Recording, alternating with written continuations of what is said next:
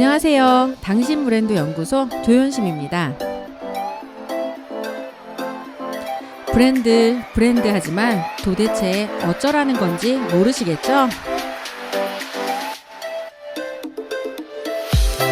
퍼스널 브랜드에 대한 모든 고민, 당신 브랜드 연구소가 함께합니다.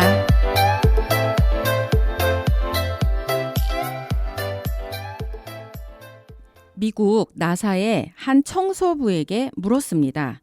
당신은 여기서 무슨 일을 합니까? 이 질문에 바닥 청소를 담당하는 청소부가 이렇게 대답했습니다. 저는 인간을 달에 보내는 일을 돕고 있습니다. 직업인의 사명의 중요성을 보여주는 유명한 일화로 오늘 오프닝을 시작해봤습니다. 자신이 하는 일을 우주탐험이라는 조직의 원대한 미션의 일부로 생각한 청소부. 우리 보통은 하찮은 일을 하는 자신에 대해서 스스로 자존감이 상실해 있는 경우가 많잖아요. 그런 거와 비교해 본다면 내가 지금 어떤 일을 하든지 그 가치를 스스로 부여하고 자존감을 올리는 것도 중요한 몫이지 않을까 이렇게 생각을 합니다. 오늘 여러분에게 들려드릴 주제는요. 클라이언트 리스트와 프로젝트 리스트를 작성하라입니다. 만약 당신의 작년 이력서와 올해의 이력서가 같다면 당신은 이미 실패한 사람이다. 이거 제가 얘기한 게 아니고요. 톰 피터스가 한 말입니다. 우리 보통 이력서를 어디다 제출하라고 하는 경우는 새롭게 직업을 찾는 때거나 아니면 뭐 어디 강의를 가거나 그죠? 그렇게 나를 모르는 곳에다가 나의 이력서를 보내게 되잖아요. 한 직장에서 20년을 다니고 있는 분에게 이력서를 작성하라고 만약에 미션을 드린다. 그러면 그분은 그 이력서에 무엇을 적어 넣을 수 있을까요? 입사 이후에 사실 계속 거기 한 줄이잖아. 해마다 자신의 인생 이력서를 업데이트하지 않는다. 그럼 인생 이력서에 한 줄이라도 무언가 적을 만한 걸 1년에 하나씩은 해야 된다는 뜻이잖아.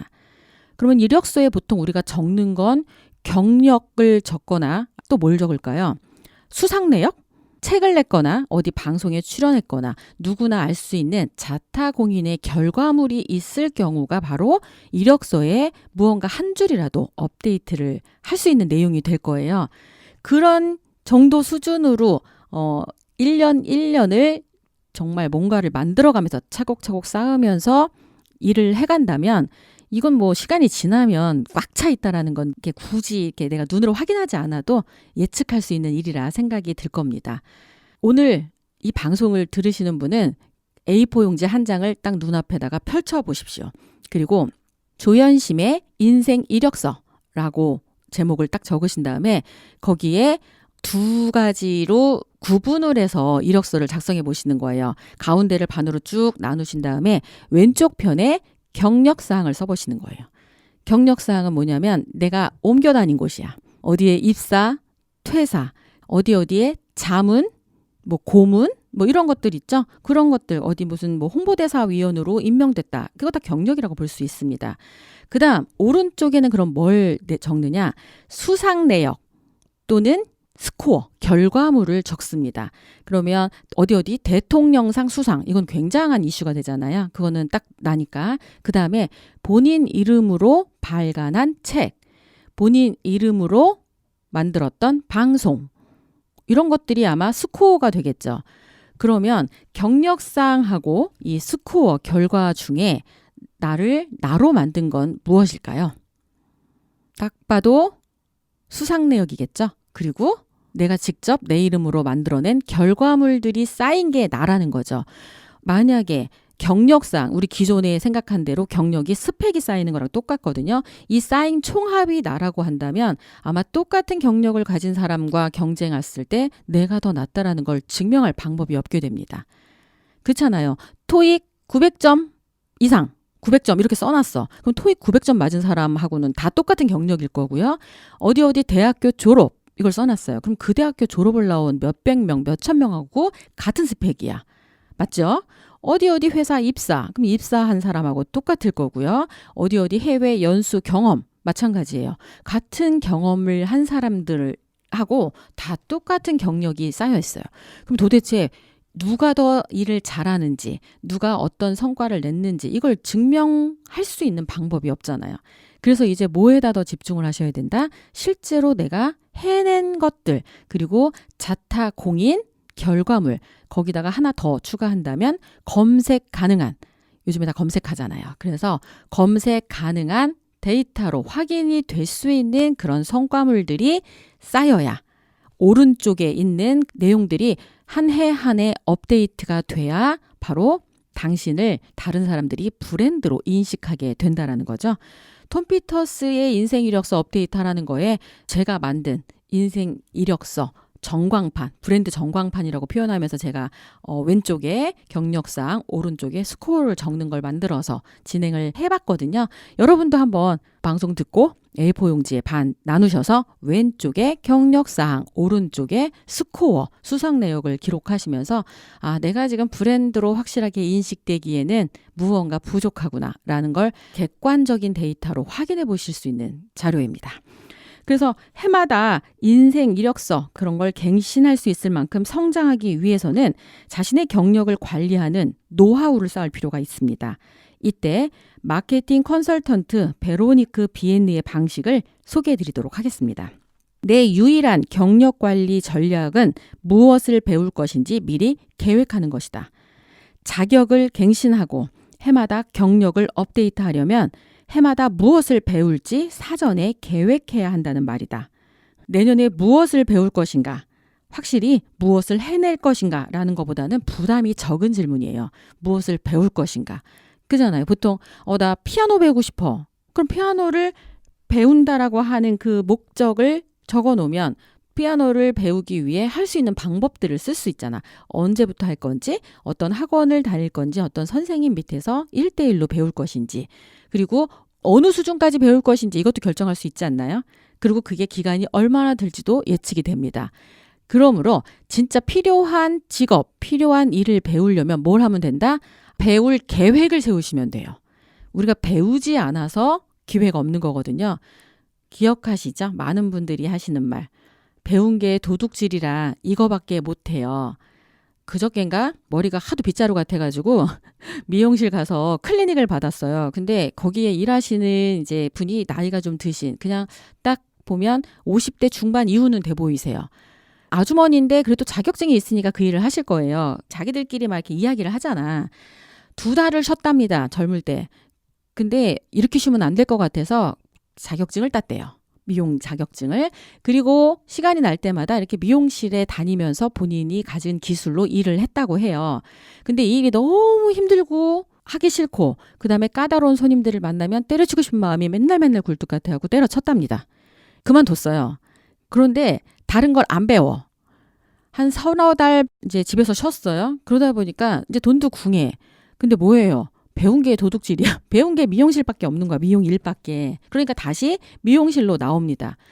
그분은 서비스 마인드가 올라가지도 않아요. 왜? 나이가 드신 분들은 서비스 마인드를 몸에 배어 있지 않아요. 훈련을 안 해. 그냥 마음 내키는 대로 해. 그러니까 툭툭 내뱉고 고객과 싸우기도 굉장히 많이 싸웁니다. 어때요? 손님을 떨구는 이유가 본인한테 있는데 그걸 손님 탓으로 계속 돌리니까 거기에 계신 원장님은 시간을 채우기 위해 이분을 고용했지만 계약한 거죠. 계속 데리고 있는 한은 떨어지는 고객을 감당해야 될 리스크가 있는 거죠. 배운 게 도둑질이라고 말하지 마시고 새로운 걸 배우겠다고 계획을 세우시면 새로운 인생을 살 수 있는 것, 그게 여러분에게 제가 들려주고 싶은 메시지예요. 이력서 갱신과 함께 클라이언트 리스트와 프로젝트 리스트를 세밀하게 작성하는 것도 경력 관리에 도움이 됩니다. 무소속 프리랜서가 다양한 포트폴리오를 지속적으로 구축해야 하는 이유는 클라이언트와 프로젝트가 끊이지 않고 이어지기를 바라기 때문이죠. 의뢰인 리스트를 지속적으로 늘려가는 것은 시장을 확대하겠다는 의미고 프로젝트 리스트를 이어간다는 것은 수익을 지속적으로 늘리겠다는 의미입니다. 이 두 리스트는 내가 혹은 내 기술이 시장에서 거래된다는 것이고 세상에서 가치를 제대로 인정받고 있다고 평가할 수 있는 잣대가 됩니다. 그리고 프로젝트 리스트에는 다음 단계, 마감 시한, 핵심 업무, 특이사항 등을 포함하시면 되고요.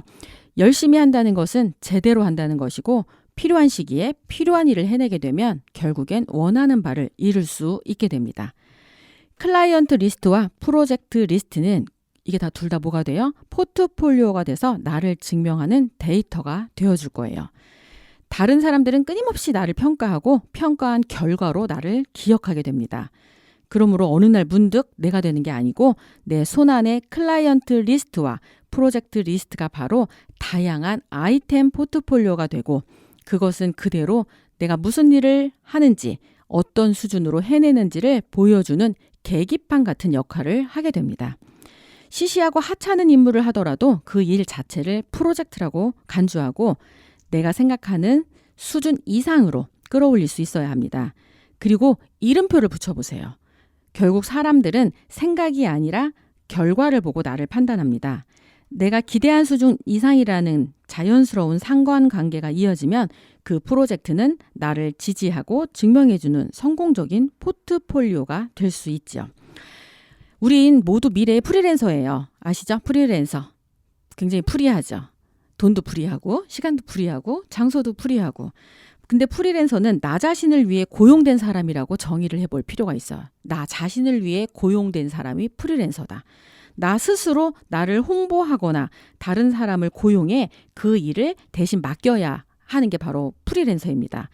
내가 나를 책임지는 시대, 탈직업사회, 그러니까 무소속 프리랜서로 살게 될 미래에는 당신 스스로 시장을 개척할 수 있어야 합니다. 그리고 그 시장은 직업 시장이 아니라 바로 당신을 필요로 하는 사람들이 있는 네트워크 시장입니다. 당신이 찾아야 하는 건 이제 뭐다? 직업이 아니라 사람들과 연결될 기회여야 한다는 것이죠. 그러므로 당신이 지금 어디에서 무슨 일을 하든 가장 중요한 것은 당신을 지탱하는 일관성을 유지하는 겁니다. 내가 어떤 사람으로 보이고 싶은지를 정하고 그것이 내가 하는 다양한 아이템 포트폴리오를 담아낼 바구니로 인식될 수 있어야 돼요. 사람들이 이것저것 기억할 수가 없기 때문에 저 사람 하면 이거 하는 사람이야 라고 인식될 수 있는 그 바구니 안에 들어가 있는 아이템에 관련된 프로젝트를 하셔야 사람들이 나를 그 바구니로 인식할 거고 그 바구니는 나의 주력 분야와 관련돼 있을 거고 그 분야에 관련된 프로젝트가 어떤 건 뜨고 어떤 건 기억에 남고 어떤 건 돈이 되고 어떤 건 마이너스이기도 하겠지만 이 모든 것들이 쌓인 걸 나로 기억하게 된다는 거죠.